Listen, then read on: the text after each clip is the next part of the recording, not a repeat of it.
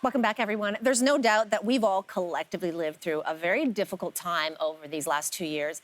And a recent survey found that 1 in 5 Canadians have screened positive for symptoms of depression, anxiety, or post-traumatic stress disorder. And listen to this, if you're a healthcare worker, those symptoms are 2 to 3 times more likely. Not only are the healthcare workers on the front lines of this pandemic helping to fight COVID-19, they're now coping with a mental health crisis all their own. Here with more is an expert in the field of post-traumatic stress disorder, Skye Fitzpatrick. Welcome, Skye. Thank you so much for having me. I want to start off by asking you to define what post-traumatic stress disorder is exactly, because I feel like it gets thrown around almost colloquially quite a bit these days. Yeah, it does. And PTSD is a kind of unique mental health condition because it's one of the only ones where we actually know what causes it. What causes it is a trauma, right? So it's something that happens to us, an extremely stressful event that usually involves real or threatened death or serious injury or sexual violence. So maybe something actually happens to us directly, or we see that happen to somebody else, or we hear about it happening to somebody that we're very close to, or even hear about really, granular details about somebody else's trauma. And for a lot of people, most of us will experience something like that at some point in our lives, but a subset of people will kind of keep a bunch of symptoms, experience a bunch of symptoms following that traumatic experience that we call PTSD. Well, let's stay right there. What are the symptoms? So the symptoms of PTSD really fall into 4 different groups, and people have symptoms from each group. So the first thing that most people associate with PTSD, kind of the classic PTSD symptoms, are called re-experiencing symptoms. We call them that because it's kind of like you re-experience the trauma in some way. So nightmares of a traumatic event, flashbacks where it feels like a trauma is happening all over again, thoughts about a trauma coming into your mind when you least expect it. Those are very uncomfortable, and they can put people in this state of fight or flight, this feeling like a trauma is happening a lot, which leads to the second group, which we call the hyperarousal symptoms. And those are what they sound like. Your mind and body are hyper or overactivated. They're revving too high. So when we experience hyperarousal, we might experience difficulty sleeping, or more anger than we're used to experiencing, or feeling like we have to be on guard all the time, or we're jumpy when we weren't jumpy before.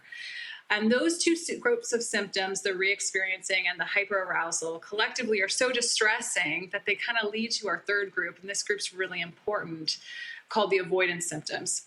So people with PTSD often start to avoid things that remind them of the trauma, often because they're trying to get away from this kind of distress from the first 2 symptom groups. So they might avoid places that remind them of the trauma, people. They might just avoid thinking about it as much as they can. There's all kinds of ways people avoid, though, that might be less obvious, like drug use or harming oneself or risky behavior of some kind. And those are kind of connected to the last group, which sometimes people call numbing. Sometimes they're called changes in beliefs and mood. But essentially what happens is we experience a change in the way we feel. So numbing might start to happen where we feel a little less of everything. We might feel less connected to people, less connected to things, or we might feel kind of persistent negative emotions. And we develop beliefs about what causes the trauma, and about the world that might not be accurate or helpful. Like we might blame ourselves or other people. So when we're talking about trauma, I mean, for people who work in healthcare, even before COVID, it's kind of part of their job, that they would encounter traumatic situations. So does it put them at an increased risk for developing PTSD? We think so. So in the general population, about 8 to 9% of us will get PTSD at some point in our lifetime. Estimates on healthcare workers getting PTSD varies really widely, from anywhere between 4 to 28% before the pandemic. But the more recent estimates of people during the pandemic suggest that healthcare workers, anywhere between 7 and 35% of healthcare workers are struggling with PTSD and PTSD symptoms. And most recent studies are suggesting that about a third of healthcare workers are experiencing significant PTSD symptoms. They may not have the full diagnosis, but they might be struggling with some symptoms. So, Skye, once a doctor has diagnosed you with PTSD, what does the treatment look like?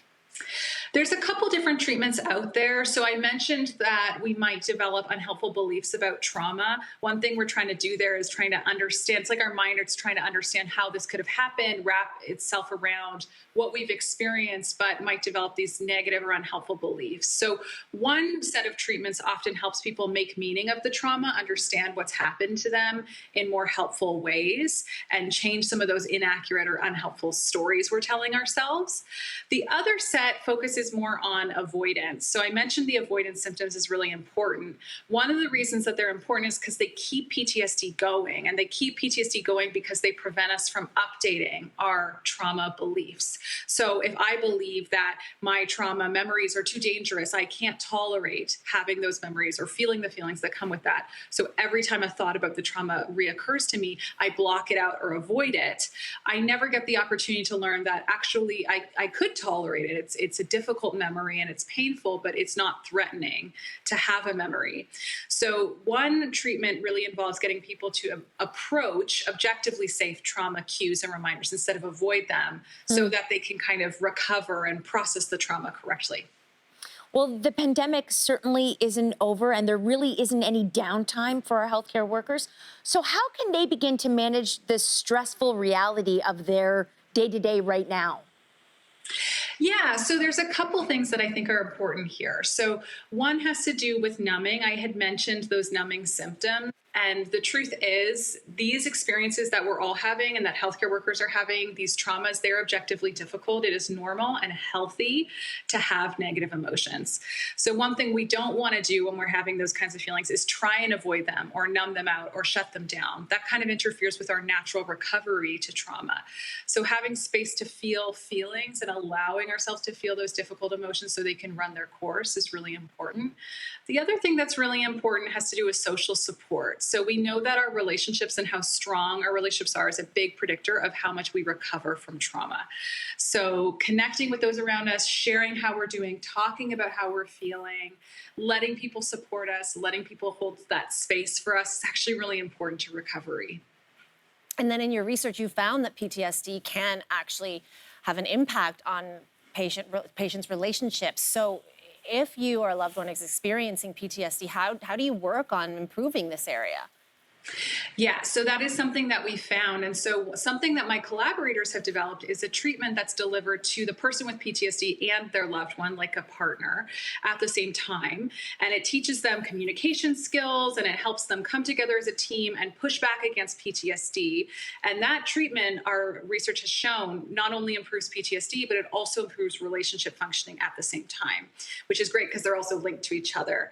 So what we've done most recently is we made an online self-help version of that so that more people could access it. And we're testing that right now to see if it works. We're doing a clinical trial for healthcare workers, military members, veterans, and first responders who have PTSD symptoms and their intimate partners. And people who are interested in that can actually access that program for free if they're eligible for our studies. So it's called Couple Hopes. And if anyone's interested, they can go to couplehopes.com to learn more and see if they're eligible. And of course, it goes without saying that we are so grateful and appreciative of the healthcare workers out there for the service, for their sacrifice, for their efforts. Thank you so much. Skye, thank you for this important conversation. And don't go anywhere. We will be right back. Thank you.